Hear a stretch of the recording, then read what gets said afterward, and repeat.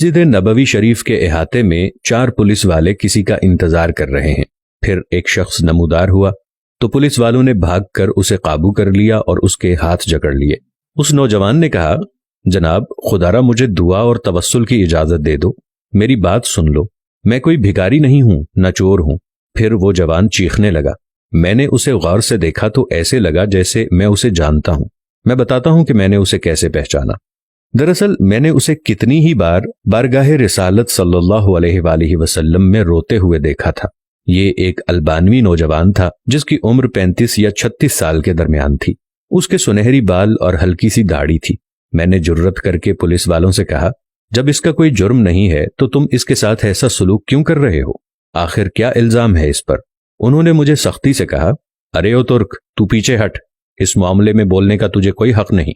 لیکن میں نے پھر سے کہا، آخر اس کا تمہارے ساتھ کیا مسئلہ ہے؟ کیا اس نے کوئی چوری کی ہے یا کوئی جرم کیا ہے؟ بتاؤ تو صحیح۔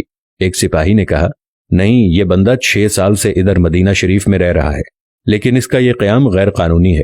ہم اسے پکڑ کر واپس اس کے ملک بھیجنا چاہتے ہیں، لیکن یہ ہر دفعہ ہمیں چکمہ دے کر بھاگ جاتا ہے اور جا کر روضہ رسول میں پناہ لے لیتا ہے، اور ہم اسے حد ادب کے باعث اندر جا کر گرفتار نہیں کرنا چاہتے تھے۔ میں نے مضطرب ہو کر پوچھا، تو اب اس کے ساتھ کیا کرو گے؟ کہنے لگے، ہم اسے پکڑ کر جہاز پر بٹھائیں گے اور واپس البانیہ بھیج دیں گے۔ وہ نوجوان تھا کہ مسلسل روئے جا رہا تھا اور کہہ رہا تھا کہ کیا ہو جائے گا اگر تم مجھے چھوڑ دو گے تو؟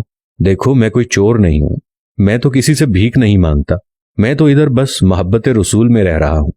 پولیس والوں نے کہا، نہیں، ایسا جائز نہیں، تمہارا قیام غیر قانونی ہے۔ نوجوان نے کہا کہ اچھا، مجھے ذرا آرام سے رسول اللہ صلی اللہ علیہ وآلہ وسلم سے ایک عرض کر لینے دو۔ پھر نوجوان نے اپنا منہ گنبد خضرا کی جانب کر لیا۔ پولیس والوں نے کہا کہ چل، کہہ جو کہنا ہے۔ نوجوان نے محبت بھری نظروں سے گنبد خضرا کی طرف دیکھا اور جو کچھ عربی میں کہا وہ نوجوان کہہ رہا تھا، یا رسول اللہ، کیا ہمارے درمیان اتفاق نہیں ہوا تھا؟ کیا میں نے اپنے ماں باپ کو نہیں چھوڑا؟ کیا اپنی دکان بند کر کے یہاں نہیں آ گیا؟ اور میں یہ عہد کر کے یہاں نہیں آیا تھا کہ آپ کے جوار رحمت میں رہا کروں گا؟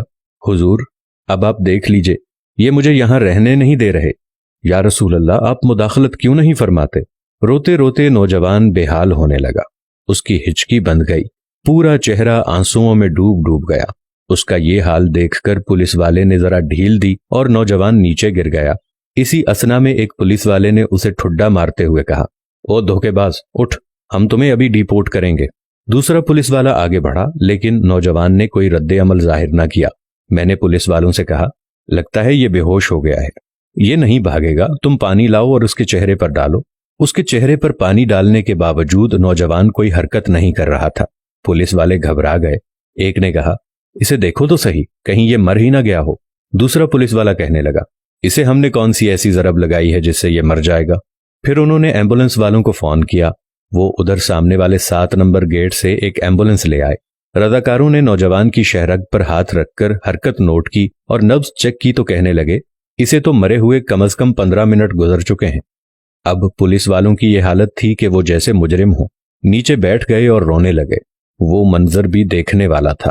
ان میں سے ایک تو اپنے دونوں زانوؤں پر ہاتھ مارتے ہوئے کہتا تھا، ہائے، ہمارے ہاتھ کیوں نہ ٹوٹ گئے، کاش ہمیں معلوم ہوتا کہ اسے رسول اللہ صلی اللہ علیہ وآلہ وسلم سے اتنی شدید محبت ہے، ہائے ہمارے ہاتھ ٹوٹ کیوں نہ گئے، ہم نے اس عاشق رسول پر کیوں اتنی سختی کی۔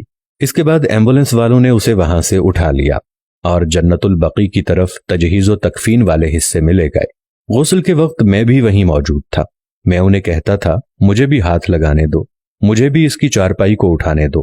جب جنازہ تیار ہو کر نماز کے لیے جانے لگا تو پولیس والوں نے مجھے کہا، ہم نے جتنا گناہ اٹھایا ہے بس اتنا ہی کافی ہے، اسے ہمارے سوا اور کوئی نہیں اٹھائے گا، شاید اسی طرح ہمیں آخرت میں کچھ رعایت مل جائے۔